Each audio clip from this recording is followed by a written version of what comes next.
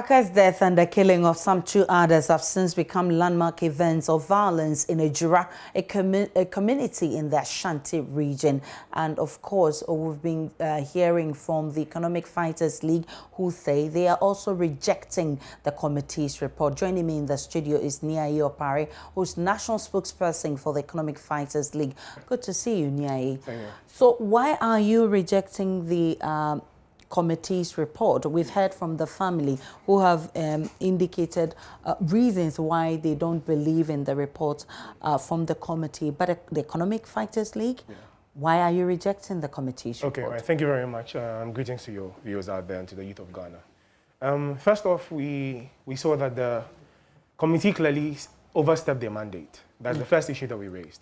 In that the mandate of the committee was to investigate the occurrences, disturbances in EJURA, and to make recommendations on how we can prevent future occurrences. But we saw that the committee went ahead to be doing the work that seems to be left out for the CID by making certain specific pronouncements. One of which was to already declare some people guilty even before they had a fair trial.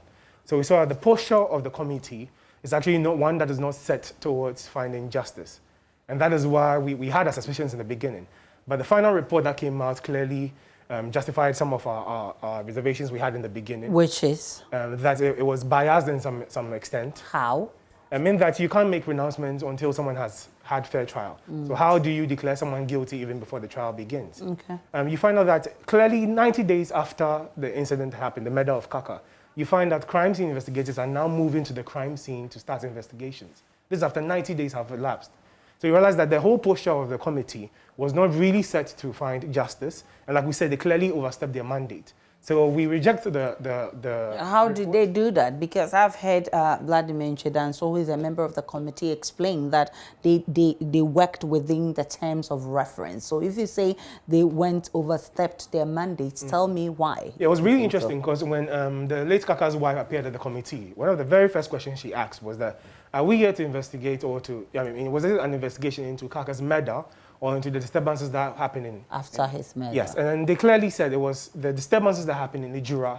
So then how then do you start making pronouncements into an ongoing investigation? Okay. That's what we're saying. The whole thing seems to be biased. Okay. Yeah, so it's based on these lapses and inconsistency. But if you look at the report, the member of the committee, Vladimir Nchedanso, has stated that, that statement they made was just to aid the work of the police, but not actually to say that it was really what their terms of reference was. Their terms of reference was to investigate the disturbances after Kaaka's death. Yes.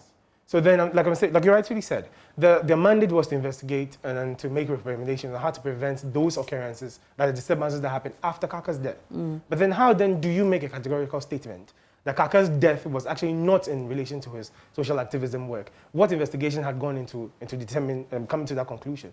So you see, I'm saying they overstepped their mandate by going into a realm which was left out for the CID and not what was given to them to investigate the disturbances after the murder of Kaaka.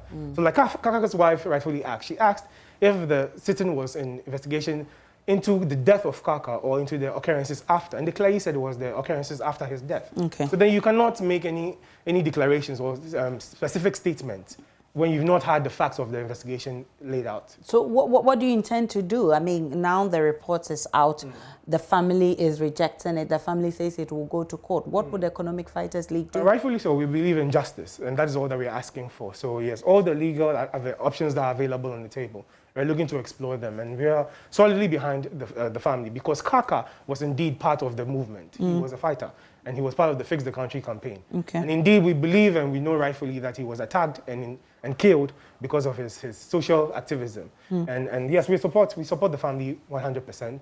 We are solidly behind them, and we want to make sure that justice is served. What kind of support are you talking about? In every shape and form that it comes. We solidarize with them first of all.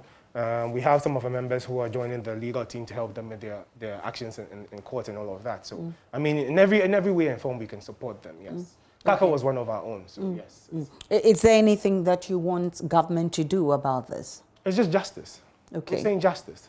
We've seen several instances, and this is quite unfortunate because as a country, with our national motto being freedom and justice, we were expecting that justice will be one that will be accorded to everyone. Okay. But it's increasingly becoming disturbing that you notice certain people, particularly people who are on the bottom part of the social ladder, don't have access to justice, or it's very, very much delayed.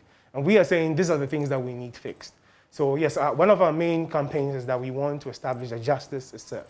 And not just to a certain class, but for all Ghanaians. Okay. Yes. I'm grateful for your time. Ni Ayopari, he's a national spokesperson for the Economic Fighters League, who says they are throwing their weight behind the family of Kaaka and the others who have been murdered to get justice at the court. And they say they will explore all legal opportunities available to them and ensure that justice is served.